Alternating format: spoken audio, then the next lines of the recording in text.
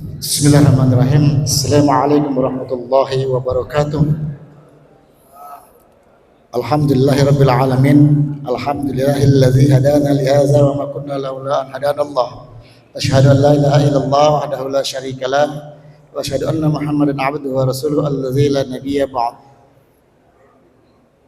Pertama-tama marilah kita panjatkan puji syukur kehadirat Allah Subhanahu wa taala. Hari ini kita masih diberikan nikmat kelapangan waktu, kesehatan jasmani, sehingga kita bisa ringan langkah kita untuk datang ke Masjid Taqwa Universitas Medan Area yang kita banggakan ini. Salawat dan salam marilah kita aturkan kepada junjungan kita Nabi besar Muhammad sallallahu alaihi wasallam beserta para sahabatnya dan orang-orang yang beriman dari kita yang hadir pada hari ini. Insyaallah berharap syafaat yaumil akhir dan berharap ganjaran surga jannatin na'im insyaallah. Allahumma shalli wa sallim ala Muhammad. Bapak-bapak, ibu-ibu, saudara-saudara kaum muslimin yang dirahmati Allah, jamaah salat zuhur yang berbahagia. Hari ini kita melanjutkan kaji, akan mendengarkan tausiah yang akan disampaikan oleh Profesor Dr. Basyaruddin MA yang alhamdulillah di tengah-tengah kita pada hari ini. Adapun judulnya akan disampaikan yaitu memotivasi bulan Ramadan, memotivasi umat agar senang berinfak. Mudah-mudahan apa yang akan disampaikan nanti dapat menginspirasi kita dan juga dapat mendorong kita untuk terus meningkatkan ibadah dan meningkatkan infak dan sedekah terutama di bulan suci Ramadan ini. Baiklah, mengawali perjumpaan kita pada hari ini, kita awali dengan sama-sama membaca basmalah. Bismillahirrahmanirrahim. Kepada Profesor Basyaruddin kami persilakan. A'udzu billahi minasy syaithanir rajim. Bismillahirrahmanirrahim. Assalamualaikum warahmatullahi wabarakatuh. Alhamdulillahi rabbil alamin. Nahmaduhu nasta'inuhu nastaghfiruh wa na'udzu billahi min syururi anfusina wa min sayyiati a'malina. May yahdihillahu fala mudilla lahu wa man yudlilhu fala hadiyalah. Asyhadu an la ilaha illallah wahdahu la syarikalah wa asyhadu anna Muhammadan abduhu wa rasuluh khataman nabiyyin la nabiyya ba'd. Wa qala Allah ta'ala fil Qur'anil Karim, a'udzu billahi minasy syaithanir rajim. Bismillahirrahmanirrahim. Wasari'u ila maghfiratin min rabbikum wa jannatun 'arduha as-samawati wal ard u'iddat lil muttaqin. Shadaqallahul azim wa sadaqa rasuluhun nabiyul karim wa nahnu ala dzalika minasyahidin wasyakirin walhamdulillahi rabbil alamin. Bapak-bapak, ibu-ibu, saudara-saudara, para mahasiswa, dosen, wabil khusus hadir bersama kita. Ini sahabat saya Profesor Ahmad Rafiqi Tantawi, para seluruh dosen yang hadir dalam kesempatan yang berbahagia ini. Pak Rektor, tak nampak saya. Astagfirullah. Pak Rektor, aturannya Pak Rektor di depan jadi nampak. Pertama, dalam situasi ini mari kita mengucapkan puji sebagai ungkapan syukur kehadiran Allah Subhanahu wa taala. Alhamdulillah. Selawat dan salam kepada junjungan kita Nabi Muhammad sallallahu alaihi wasallam. Allahumma shalli wa sallim alaihi. Kesyukuran kita mudah-mudahan menjadi jalan Allah Subhanahu wa taala untuk menambah, menumbuhkan, memberkahi nikmat-nikmat rahmat-rahmat yang telah diturunkannya kepada kita. Menjadikan nikmat-nikmat rahmat-rahmat di masa yang akan datang. Kita sadar dunia ini adalah tempat sementara. Hidup adalah sebuah perjalanan. Tempat sementara pasti akan kita tinggalkan. Sebuah perjalanan pasti akan sampai pada tujuannya. Satu saat kita harus kembali kepada Allah Subhanahu wa taala. Harapan kita adalah diterimanya dengan baik, ditempatkannya di dalam surga Jannatul Naim sebagai balasan terhadap kesyukuran kita menggunakan nikmat dan rahmatnya selama hidup di dunia ini. Bagi orang-orang yang menyelewengkan nikmat dan rahmatnya, juga Allah janjikan tempat merupakan azab yang amat pedih. Hal inilah yang selalu kita diingatkan oleh para guru kita, la in syakartum la azidannakum wa la in kafartum inna azabi lasyadid. Sebuah firman Allah yang memberikan statement, apabila kalian mensyukuri nikmat yang aku berikan, kata Allah, maka akan ku tambah. Wala in kafartum inna azabi lasyadid, apabila kufur maka azabku amatlah pedih. Mudah-mudahan kita ini termasuk orang yang bersyukur. Selawat dan salam mari kita hadiahkan kepada junjungan kita Nabi Muhammad sallallahu alaihi wasallam. Allahumma shalli wa sallim alaihi. Bapak Ibu hadirin wal hadirat, Pak Rektor, hari ini kita mengkaji bagian daripada syariat Islam yang barangkali hanya kadang-kadang dibahas secara khusus, tapi alhamdulillah Universitas Medan Area ini membahas dengan satu judul khusus tentang Ramadan itu memotivasi untuk berinfak. Ini kalau dilihat dari sisi akidahnya, tauhidnya, ini berbahaya juga ini. Jangan karena Ramadan kita berinfak. Nanti kalau sudah tidak Ramadan, tidak lagi berinfak. Ramadan ini hanya suasana yang diberikan Allah kesempatan bagi mereka yang beribadah, dilipat gandakan kebajikannya, dilipat gandakan pahala. Tapi nawaitunya tetap karena Allah Subhanahu wa ta'ala. Karena Ramadan itu juga makhluk Allah sama dengan kita. Dia akan berlalu, kita pasti akan melewatinya. Pasti kita akan melewatinya. Tidak ada kepastian tahun depan apakah kita sampai pada Ramadan seperti ini. Ramadan itu akan datang, tapi yang kepastian kita akan berjumpa kecil kemungkinan. Infak itu bagian daripada sedekah. Sedekah itu ada dua kelompok, ada sedekah wajib, ada sedekah sunat. Yang wajib itu adalah zakat. Zakat ada dua, zakat mal dan zakat fitrah. Ini wajib hukumnya. Bagi yang tidak melaksanakan berdosa. Jadi kita bersiap-siap bagi orang yang sudah mempunyai uang 100 juta minimal atau 90 sekian juta. Sekarang mungkin 100 juta karena harga emas itu sudah 1 juta lebih. Maka keluarkan 2,5%. Tapi kalau zakat fitrah tanpa kecuali, ya, semuanya wajib. Kemudian yang kedua adalah sedekah yang sunat. Boleh kita kasih tanpa ada aturannya. Seperti kita lewat kotak sesuai dengan kemampuan. Baik yang wajib ataupun yang sunat merupakan ukuran kualitas manusia. Infak kalau tadi zakat mal itu adalah hak orang lain yang masuk ke dalam harta kita. Ya. Tapi kalau infak ini adalah rezeki yang kita terima, sebagian kita berikan kepada orang lain. Maka dalam Quran disebutkan itu sebagai ciri orang yang bertakwa kepada Allah. Bismillahirrahmanirrahim. Dzalikal kitabul la raiba fihi hudal lil muttaqin. Alladzina yu'minuna bil ghaib wa yuqimuna sholata wa mimma razaqnahum yunfiqun.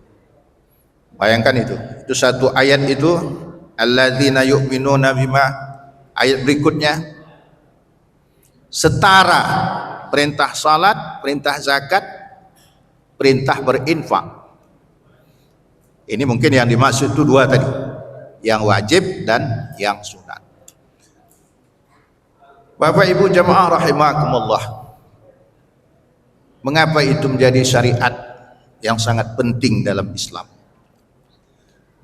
Allah menciptakan alam ini seimbang, atau menciptakan sesuatu menurut hukum alam itu menuju keseimbangan. Kalau kita lihat dari segi fenomena sosialnya, bahwa infak sedekah apakah yang wajib atau yang sunat, ini mengatur antara, kalau bahasa ilmiah, antara potensi tinggi ke potensi rendah. Ibarat listrik kita ini bisa bercahaya, ada gerakan elektron dari yang potensi tinggi ke potensi yang rendah, sehingga keluarlah cahaya. Infak ini bisa dianalogikan demikian, antara orang yang berlebih sedikit atau merasa lebih sedikit memberikan kepada yang kurang. Jika hal ini berjalan secara normal, maka sebenarnya tidak ada orang yang merasa tidak bahagia hidup di dunia ini. Dua-duanya bahagia, yang memberikan juga bahagia, yang menerimanya juga bahagia. Jadi kalau kita lihat sebagai sebuah fenomena alam, maka infak dan sedekah ini adalah ibarat, kalau dalam ilmu kimia itu, antara reaktan menjadi produknya. Reaksi antara harta dengan manusia,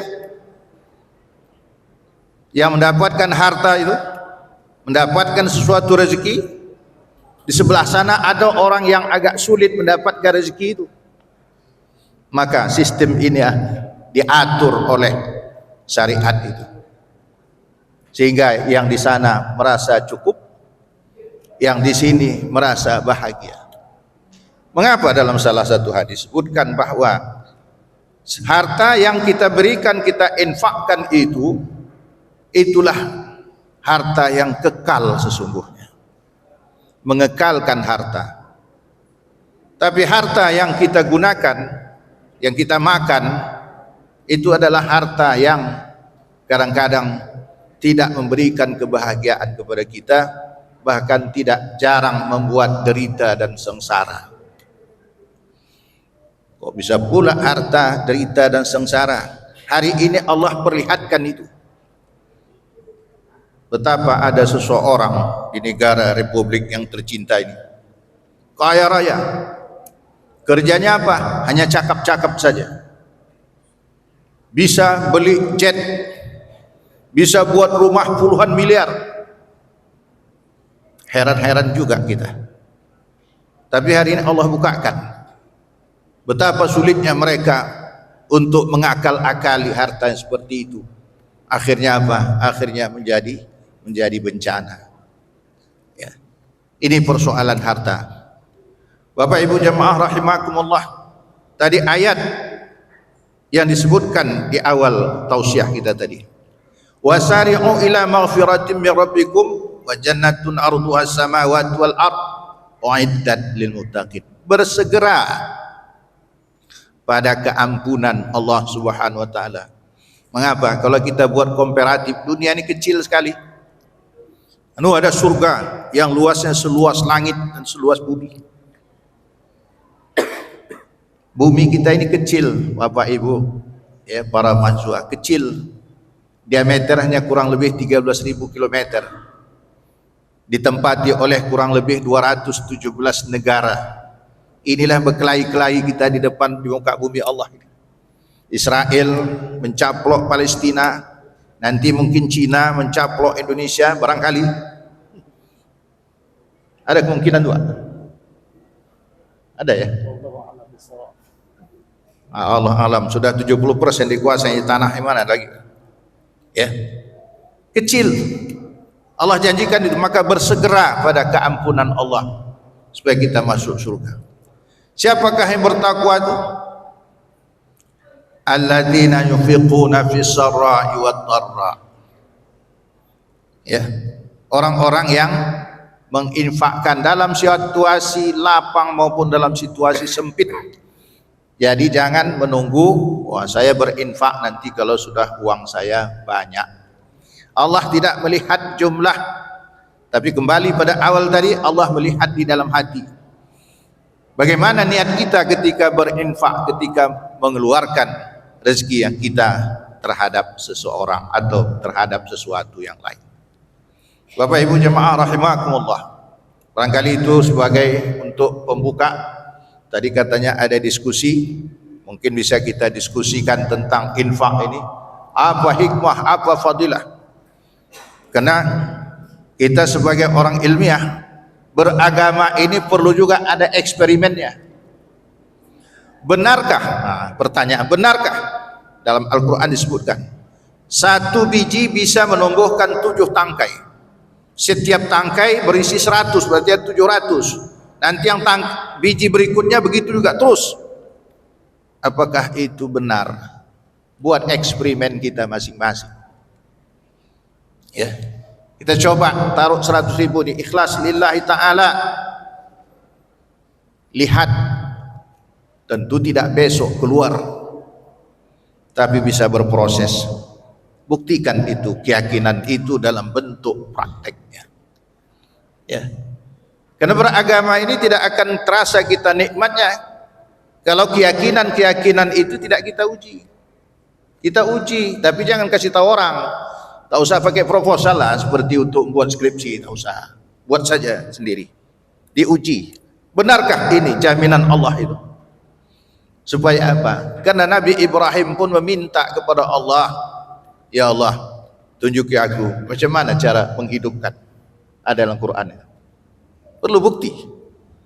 Nah, akibat kita tak punya bukti-bukti yang seperti ini, maka kita suka melenceng keyakinan itu.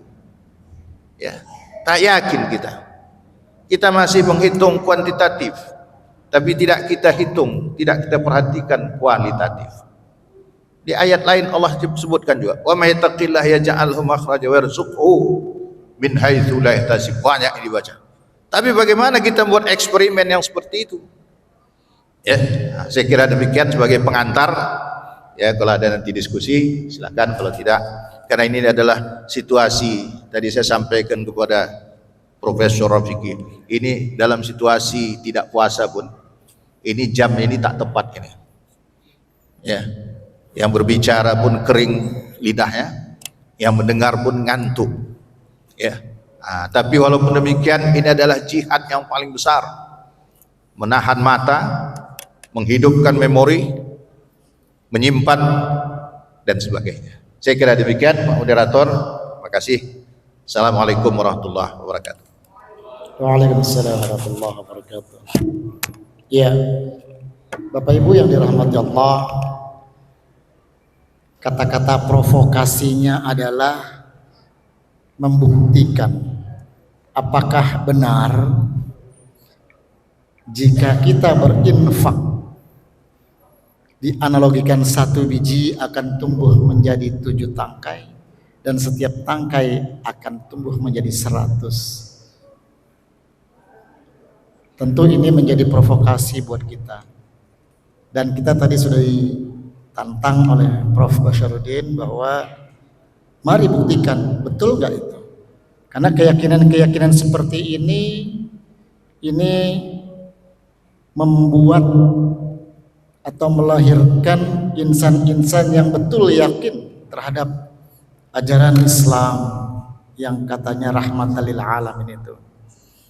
Baik Bapak Ibu yang berbahagia, jika ada yang ingin bertanya, maka 1 atau 2 orang termin kami buka. Kami persilakan.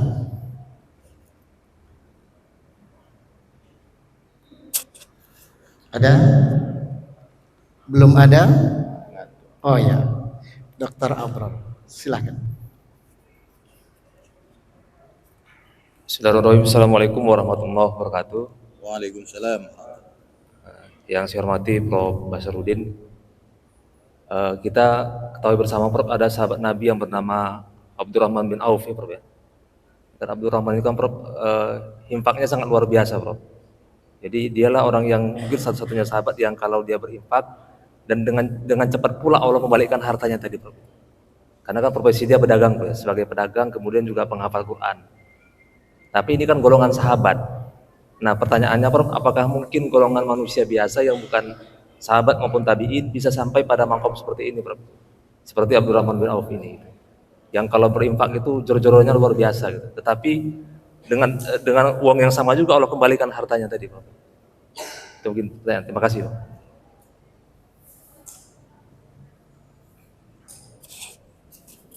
Baik, pertanyaannya menganalogikan infak ini dengan salah satu sahabat Rasul yang bernama Abdurrahman bin Auf. Kita tahu bahwa tokoh ini adalah pengusaha yang kaya raya dan ternyata beliau adalah salah seorang yang menginfakkan hartanya ke jalan Allah. Dipersilakan Prof. Kurang terdengar apa namanya? Oh, Dengungannya. pertanyaannya. Nah, pertanyaan. Iya. Jadi pertanyaannya tadi,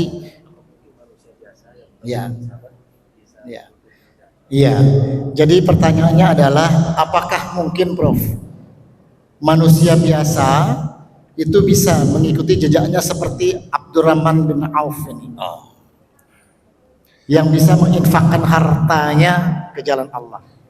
Silakan. Baik. Ini pertanyaan sangat tinggi ya. Apakah mungkin seperti kita bisa seperti Abdurrahman bin Auf kira gitu. Dunia ini milik Allah. Kita ini pun milik Allah. Bila Allah Subhanahu wa taala memberikan pemahaman kita tentang agama, pemahaman dari mulai ilmunya sampai keyakinannya, tidak ada yang mustahil untuk bisa yang seperti itu. Saya tidak katakan mungkin sama dengan Abdurrahman bin Auf, tapi ada seorang udah almarhum, mudah-mudahan menjadi jalan jembatan surga baginya. Manusia biasa pun ada Pak ya. Di Medan ini ada, saya hitung itu ada kira-kira 3 orang dan semuanya sudah almarhum. Saya sampai menangis, keluar air mata saya. Ada suatu pekerjaan, lalu kita minta bantuan kepada beliau itu, lalu dia panggil bendaharanya, buatkan 500 ya. Saya pikir cuma 500.000 Pak. Naik bendaharanya, berapa Pak? 500 juta. Berdebar jantung saya ya. Lalu ditekenlah apa namanya, bukan kwitansi, apa namanya, cek. Nah, dia serahkan kepada saya, siap untuk dicairkan. Saya bilang, Pak, apa buktinya saya terima? Udah enggak usah. Ada Pak manusia yang seperti itu ya. Bayangkan itu 500 juta. Sebelum saya menjumpai dia, saya bawa 2 orang, karena saya menduga nanti akan ada transaksi besar kecilnya, kita belum tahu. Tapi paling tidak ada 2 orang saksi. Ini perlu untuk mengkontrol keimanan kita supaya jangan masuk setan pada saat itu untuk memalingkan niat yang baik. Namun apa yang terjadi? Nah, ini hati-hati kita. Apa yang dibilang oleh 2 orang ini? Pak, jangan kita masukkan dulu ke rekening institusi. Kita masuk dulu ke rekening Bapak. Nanti kita keluarkan sedikit-sedikit. Wah, ini diharapkan untuk menjaga kita, tapi ternyata dia membisikkan untuk menyelewengkan. Ini Pak, maka hati-hati kita mencari sahabat ini. Ya, ada sahabat, ada kawan. Sahabat ini kawan ini hati-hati kita. Kalau kawan yang koneksinya adalah karena syahwat atau kena nafsu, Ini cenderung kepada nafsu yang disebutkan nafsu amarah, syahwat. Tapi jadikanlah sahabat itu sahabat yang berhubungan karena masalah ilmu atau masalah akidah. Channelnya itu, ya. Nah, Bapak bisa, cuma barangkali tidak sejumlah itu. Kenapa? Harta kita pun tak sebanyak itu. Kalau kita mendapatkan misalnya 1 juta, kita bisa berinfak 100.000, kan sudah hebat itu, 10% dari pendapatan. Nah, dalam kesempatan ini juga saya ingin menyampaikan bahwa apa yang menghambat kita untuk berinfak saat ini. Ini perlu saya sampaikan, di mana-mana saya sampaikan. Tadi malam perlu saya sampaikan.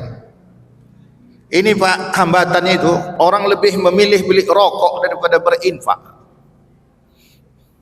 Ya kan?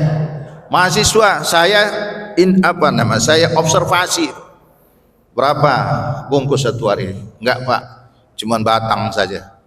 Berapa batang? Ada 6 batang. Setengah bungkus kalau yang ukuran 10 batang per kotak. Ada yang 3 batang. Hitung berapa rupiah? Bapak Ibu jemaah rahimakumullah, di Sumatera Utara berdasarkan data BPS, jumlah perokok itu Sumatera Utara itu sekitar maksimal 37%, Pak. 37% itu sekitar 4,5 juta. Saya coba hitung kasar dengan asumsi harga rokok itu 20.000 per bungkus. Sumatera Utara itu membakar uang 80 miliar lebih per hari. Tak pernah ya? Coba teliti. 80 miliar per hari, kalau kita kumpulkan uang di depan kita ini 80 miliar, kita bakar sikit-sikit. Ini salah satu problema besar menurut saya. Tadi malam saya makan di satu rumah makan begitu juga. Setelah makan saya tengok pekerjanya itu masing-masing merokok. Kalau tahu saya kayak begini saya tak masuk ini tadi saya bilang. Kenapa Pak? Luar biasa. Ini ada satu dekan di fakultas tertentu sudah kena penyakit yang tak mungkin rasanya untuk sehat. Jadi ini kalau kita kaji ya urutan-urutannya, nanti buka dalam Quran ada nama awyal bisakum syi'a. Satu kelompok mengganasi kelompok yang lain. Menurut tafsir Ruhul Bayan. Satu lagi azab bala yang dikerjakan oleh satu pihak ditimpakan ke pihak lain. Saya melihat ini. Pekerjaan fasik yang dilakukan oleh pihak di luar Islam ditimpakan ke dalam umat Islam. Pabrik rokok itu saya punya Pak. Saya punya pabrik rokok. Ada umat Islam? Tak ada Pak ya. Sekarang kita tanya, yang merokok itu siapa Pak paling banyak? Umat Islam. Ya, ini perlu ini Pak Rektor. Ya, kalau perlu kita seminarkan itu. Ini mahasiswa-mahasiswa kita banyak ini yang sudah terpapar rokok. Sampai tadi malam saya bilang, Anda berapa umur?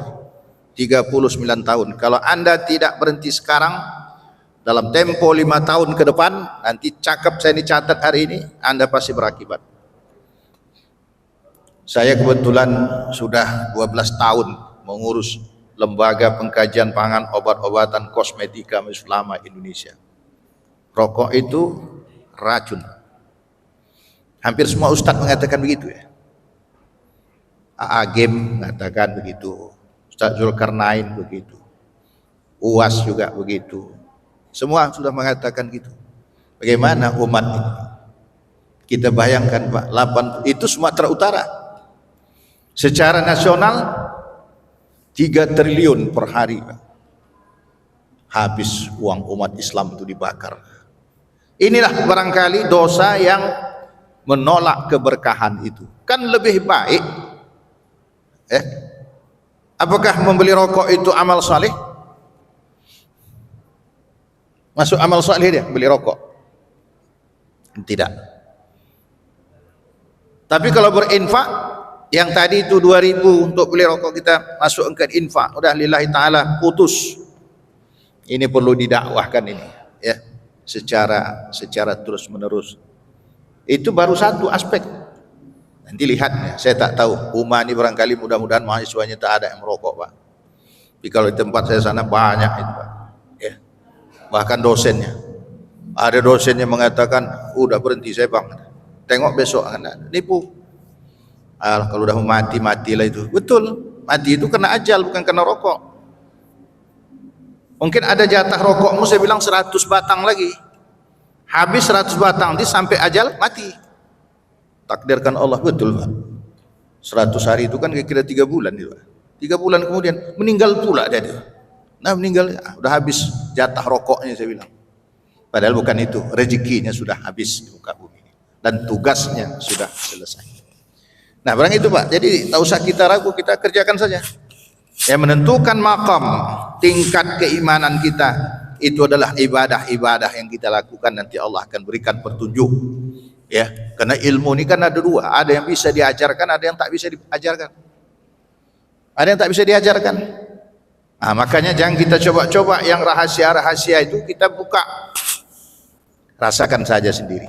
Siapa yang mau dalam sebuah kitab tauhid. Kalau saya minum teh manis, sayalah yang tahu rasa bagaimana teh manis itu. Kalau saya ceritakan manis, teh manis itu manis, tentu orang tuh tahu arti manis. Kalau dia tidak tahu arti manis, kita tinggal cerita saja. Mau dia merasakan manis, dia harus minum teh itu. Nah, kira-kira begitu Pak. Ya, kan ada Pak ilmu yang tak bisa dipelajari, harus praktekkan. Misalnya berenang, ini yang nampak ya. Bisa teori berenang, kasih buku, yang tak tahu berenang kasihkan buku. Cara berenang itu seperti ini, kayak kupu-kupu begini, kayak dada itu begini. Kasih buku, tamat baca buku, sampai hafal daftar isinya misalnya. Suruh masuk ke kolam, tenggelam. Itu Pak, tak bisa. Dia harus beramal, bekerja, mempraktekkan langsung, baru dia bisa.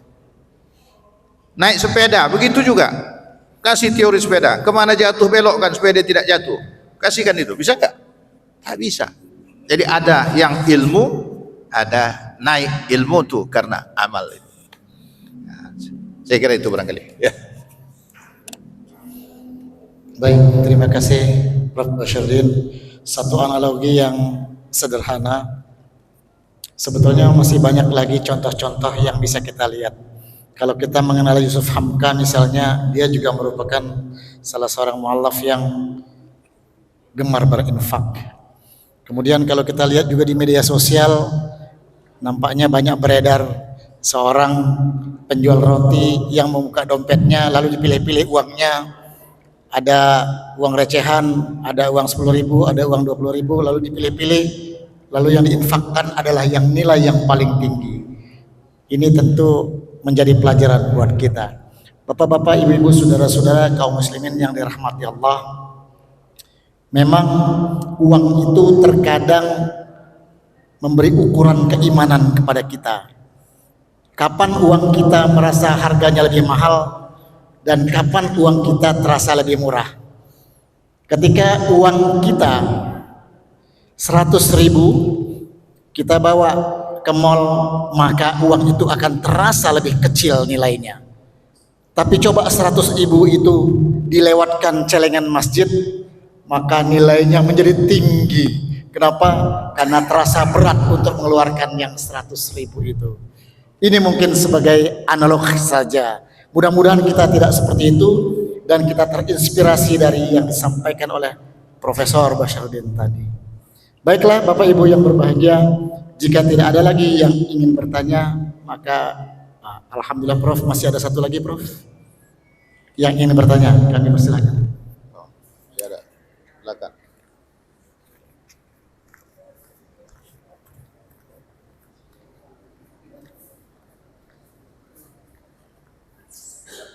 Silakan.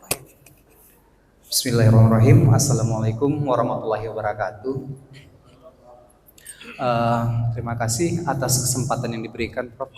Yang ingin saya tanyakan tadi masalah zakat mal. Dalam zakat mal sudah ada memang ketentuan hukumnya. Yang saya ingin tanyakan, pada saat ini ada kewajiban gitu, ada ketentuan yang dilakukan oleh misalnya pemerintahan tentang kita harus mengeluarkan zakat sertifikasi gitu kan, Prof. Nah, tetapi kehidupan orang tersebut gitu, masalah kehidupan ekonominya, walaupun dia seorang ASN tapi memang tidak berkecukupan. Apakah zakat mal yang harus dikeluarkan itu harus wajib tetap dikeluarkan, sedangkan dalam kehidupannya itu masih dalam kesusahan untuk pendidikan anak dan biaya hidup di rumah? Seperti itu, Prof. Terima kasih. Assalamualaikum warahmatullahi wabarakatuh.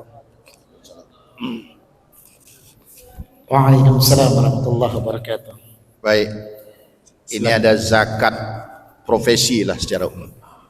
Tadi zakat sertifikasi. Sertifikasi itu kalau dosen yang tidak profesor, kalau tempat saya sekitar 3 jutaan ya. Ya, Pak, 3 jutaan. Saya selalu berdiskusi dengan kawan-kawan di Majelis Ulama. Sekarang ini ada kebijakan, saya sudah baca juga itu ketentuannya itu. Zakat dibayar di depan. Bayar depan. Kalau ditanya saya tetap masih berpegang kepada haul dan nisab. Haul nisab itu cukup umurnya setahun. Udah habis kita pakai setahun, tadi ada sisanya 100 juta. Habis kita pakai. Setelah kita pakai dengan kebutuhannya, makan, minum dan sebagainya, ya, kebutuhan anak-anak sekolah dan sebagainya, sisanya ada 100 juta. Ya, 100 juta itu kalau sekarang harga emas berapa ini? 1 juta lebih. 900 sekian. Berarti 100 juta lah. 100 juta inilah kalau menurut yang saya yakini sejak awal, itulah yang kita zakatkan 2,5%. Ya. Nah, mengapa itu terjadi? Ini kan serba kacau nih kita ini peraturan itu. Ada pajak, ada zakat. Pajak kita bayar juga, Basnas ada juga. Ini dibuat dua-dua oleh pemerintah. Ya. Kalau ditanya kenapa, apakah ini bisa berlaku? Ya, dengan situasi begini ya terpaksa kita ikut. Tapi apakah zakat dengan pajak itu apa perbedaannya? Katanya kalau bayar zakat di lembaga resmi bisa mengurangi pajak. Ya. Itu boleh-boleh saja. Tapi kalau yang tadi kapan kita keluarkan? Kalau misal 3 juta tambah gaji pokok 6 juta, 1 tahun 60 juta, 72 juta. 1 tahun, Pak. Ada enggak kemungkinan sisanya 100 juta? Kan tak mungkin, Pak. Nah, jadi kalau saya berpegang itu beberapa orang di Ulama, haul dan nisab. Misalnya Mas Jam, Pak Rektor, beliau profesor. Kalau ini ada 100 juta sisa ini, ya Pak ya. Pak Rafiki ya, ini ada ini 100 juta sisanya itu. Profesor, ya. Kalau tak ada bohong dia. Ya kan? Ada 100 juta sisanya. Ya. Nah, jadi gaji saya sudah cukup untuk makan sehari-hari. Tambah lagi serdos, tambah lagi tunjangan kehormatan. Tak habis itu, tak dimakan itu. Kecuali dia mau beli Rubicon. Rubicon kan. Kalau itu memang tak cukup. Tapi tidaklah. Ya, kalau yang namanya sudah profesor itu sudah qanaah dia dengan apa yang ada. Tidak dia sebentar-sebentar tukar mobil, sebentar-sebentar, ya. Cukup, Pak. Kalau itu bisa. Tapi kalau hanya golongan 3C, 3D, rasa-rasanya kecuali ada pendapatan lain. Nah, itu dia sendiri yang tahu. Apakah cukup haulnya setahun dan cukup nisabnya jumlahnya. Jadi kalau jumlahnya tak cukup, umurnya tak cukup, sebenarnya ini tidak ada kewajiban. Ya, tapi kalau sudah dipotong duluan, gaji berapa? 6 juta, dipotong langsung 2,5%. Kebijakan pemerintah. Saya kemarin dulu ada juga bicara di Basnas itu. Kalau saya yang macam itu tak ikut-ikutlah saya itu, saya bilang. Ya kan, tak ikut kita bersubahat pun tidak, saya bilang. Kenapa? Saya lihat itu boleh dibayar di depan dalam rangka untuk mengoptimalkan potensi umat ini. Optimal apanya? Yang gitu. Ya. Nah, jadi itu Pak ya. Nah, jadi tinggal kita memilih itu. Memilih apakah kita lakukan atau tidak. Nah, kalau tidak zakat tadi yang 2,5%, salah satu alternatif tadi yang bebas tadi kita pilih. Infak, sedekah ya, orang-orang di sekitar kita. Supaya apa? Supaya dirasakannya juga lah kebahagiaan yang kita rasakan, ada uap kebahagiaan itu yang dirasakan. Sekeliling kita, sekeliling tempat kita tinggal. Apalagi dalam situasi Ramadan. Ya. Nah, saya kira itu barangkali Pak ya. Ya. Terima kasih. Assalamualaikum warahmatullahi wabarakatuh. Waalaikumsalam warahmatullahi wabarakatuh. Demikianlah tadi jawaban secara tegas yang sudah disampaikan oleh Profesor Basyruddin.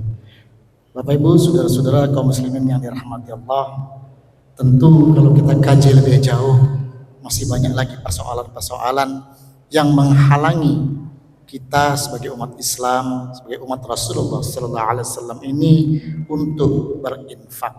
Kembali lagi kepada kita bahwa dengan berinfak, dengan bersedekah, tidak pernah ada dalam sejarah yang banyak berinfak akan menjadi miskin. Sudah banyak contohnya, mereka yang gemar berinfak rezekinya malah berlimpah ruah dan bertambah terus. Itu saja mungkin yang bisa kami sampaikan pada hari ini. Mudah-mudahan apa yang kita lakukan pada hari ini diridhoi oleh Allah dan puasa kita diterima oleh Allah Subhanahu wa taala. Demikian saja, mudah-mudahan bermanfaat. Mohon maaf atas segala kekurangan dan kepada Allah saya mohon ampun. Nasrun minallah wa fadlun qarib. Assalamualaikum warahmatullahi wabarakatuh. Waalaikumsalam warahmatullahi wabarakatuh.